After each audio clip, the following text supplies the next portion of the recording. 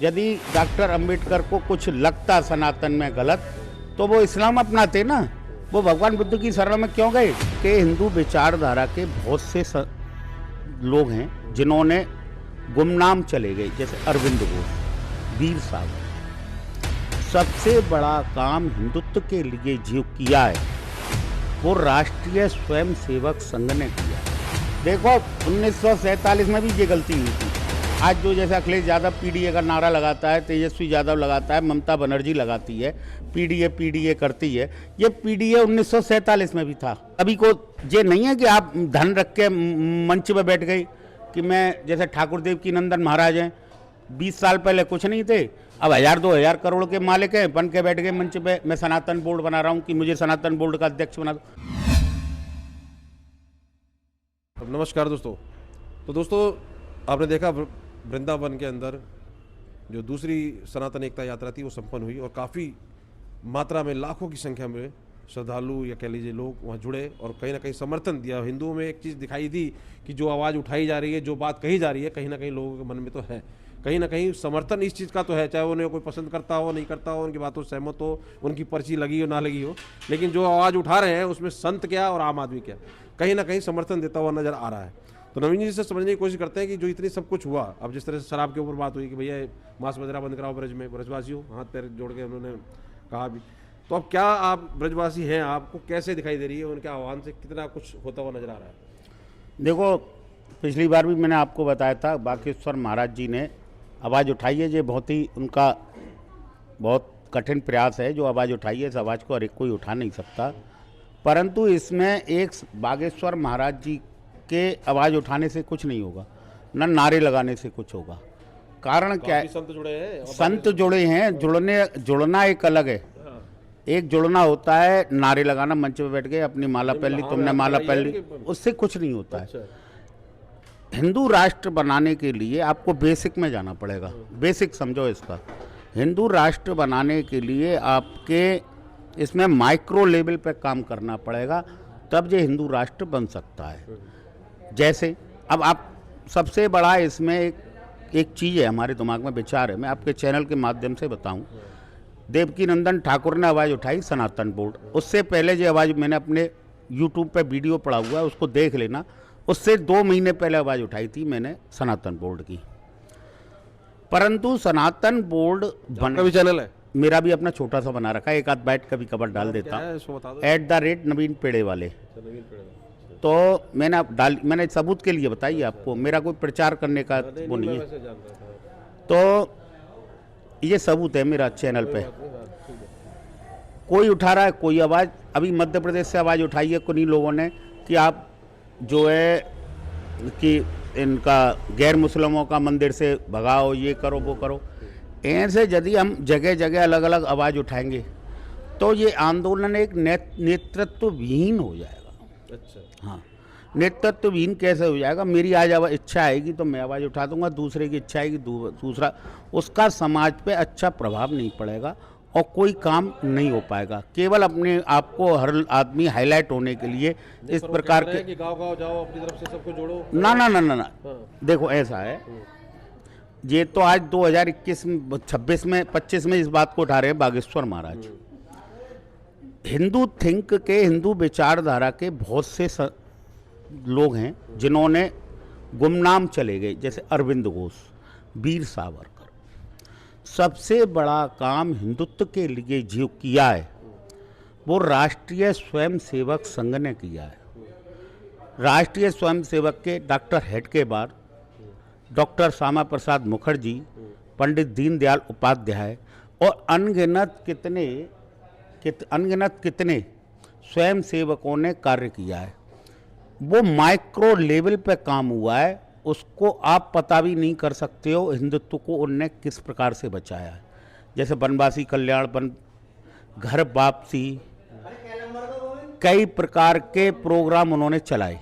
तो लाखों की संख्या में लोग जुड़े हैं, तो लोग जुड़ रहे हैं। जुड़ना एक अलग बात है, नारे लगाना एक अलग बात है, काम करना एक अलग बात है। बागेश्वर बाबा समर्थन तो है ना कहीं दिख तो रहा है लोगों में, ये जो मांग कर रहे हैं वो चाहते हैं लोग, पर हकीकत में जिसकी संख्या भारी है, आबादी जिसकी ज्यादा है, अगर वो चाह रही है तो कहीं ना कहीं तो फिर इसका वो बात नहीं समझ रहे, इस प्रकार से नहीं ले सकते हो। यहाँ पे भिंडी छौंकने वाले बहुत नेता बैठे हैं। अब जैसे डॉक्टर वो हैं भीमराव अम्बेडकर, अब कोई कहता है ये थे, दलित थे, यों थे, वो सबसे बड़े सनातनी थे। उनको समझो ना आप। जब हिंदुओं का कत्लेआम 1947 में हुआ तो डॉक्टर भीमराव अम्बेडकर जी को सहन नहीं हुआ, क्योंकि सरदार वल्लभ भाई पटेल और डॉक्टर भीमराव अम्बेडकर को हृदय से पीड़ा हुई। तो डॉक्टर भीमराव अम्बेडकर जी ने तुरंत भगवान बुद्ध की शरण में चले गए हिंसा को देख के। भाई भगवान विष्णु के 24वें अवतारी तो हैं गौतम बुद्ध जी, बुद्ध भगवान, वो हमारे विष्णु भगवान के अवतार तो माने जाते हैं, और वो अहिंसा के लिए था गौतम बुद्ध। तो उनकी शरण में जाना पड़ा। इन महात्मा गांधी और जवाहरलाल नेहरू ने सनातन का जो कुचला है ना, और इसके लिए माइक्रो लेवल पे काम करना पड़ेगा। एक आपको सनातन हिंदू धार्मिक संपत्ति संरक्षण बिल लाना पड़ेगा, जिसमें सारे मंदिर मठ बड़ी बड़ी ट्रस्टें आएंगी। वो मंदिर मठ ट्रस्ट कितना अंशदान उस संस्था के लिए देते हैं, वो पैसा दलित, पिछड़े वर्ग और आपका आदिवासियों, वनवासी पुनर्वास और घर वापसी जैसे लोगों पे, बड़े बड़े हिंदुओं के जो औद्योगिक घराने, उनसे भी लिया जाए और डायरेक्ट बेनिफिट उन लोगों को दिया जाए। सबसे ज़्यादा घर वापसी कराई जाए जो आप ना चाहते हैं, और प्राइवेट जो सेक्टर के जो हमारे यहाँ इंडस्ट्रियलिस्ट हैं उनको ये कही जाए जो लोग घर वापसी करके आना चाह रहे हैं उनको नौकरी दें, उनका पुनर्वास करें।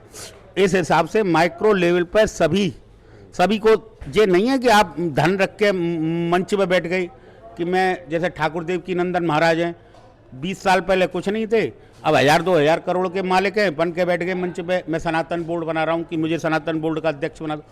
इसमें त्याग करना पड़ेगा। अनुरुद्धाचार्य जी बैठ गए मंच पे, इससे नहीं, त्याग करो बाहर। त्याग, सब पैसा दो जो चैरिटेबल ट्रस्टों का पैसा लेके बैठी हैं संस्थाएं, जो मंदिर है, मठ है, और जो बड़े बड़े फंड हैं और जो बड़े बड़े इंडस्ट्रियलिस्ट हैं, वो एक साथ आए।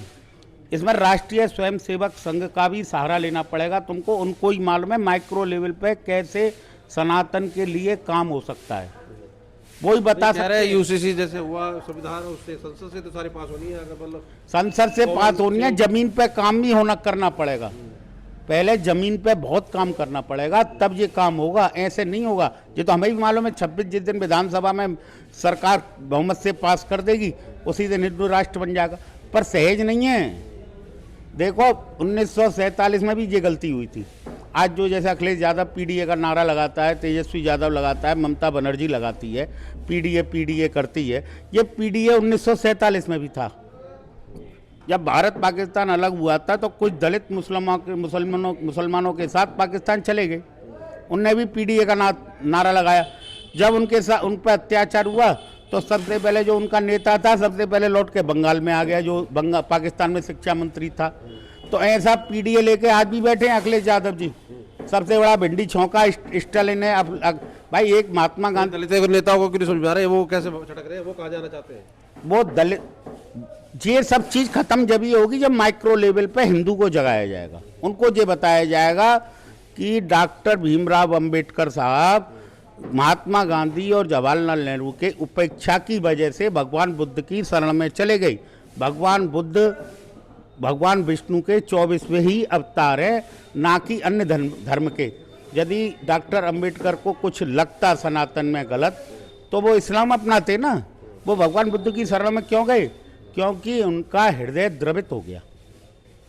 आप समझो, अभी देखो, अभी ये सुप्रीम कोर्ट में भी एक वारदात हाँ? हुई जूता चलाने वाली, हाँ? तो वहाँ भी बताया गया कि जो मूर्ति के जिसके ऊपर कर रहे हैं ये, हाँ? वो भी महात्मा बुद्ध की मूर्ति है, विष्णु। ये तो फर्क कर रहे हैं दलित, ये तो मूर्खपनी की बात है ना। अब जब पीडीए वाला भिंडी छौंकना है ना, वही तो कह रहा हूँ। हाँ, पहले तो हिंदू अपने आप को ठीक करें। हाँ, इसी ये जब ही ठीक होगा जब हम दलित भाइयों को, पिछड़े वर्ग के भाइयों को, और अपने जितने नीचे के जो वनवासी हैं, जितने भी वनवासी भाई हैं, आदिवासी हैं, सबको जोड़े ना। वो जोड़ सकता है राष्ट्रीय स्वयंसेवक संघ, उसके पास है ये माइक्रो लेवल पर काम करने का तरीका। और जो इंडस्ट्रियलिस्ट हैं, बड़े बड़े मठ हैं, मंदिर हैं, इन पैसों का क्या होगा?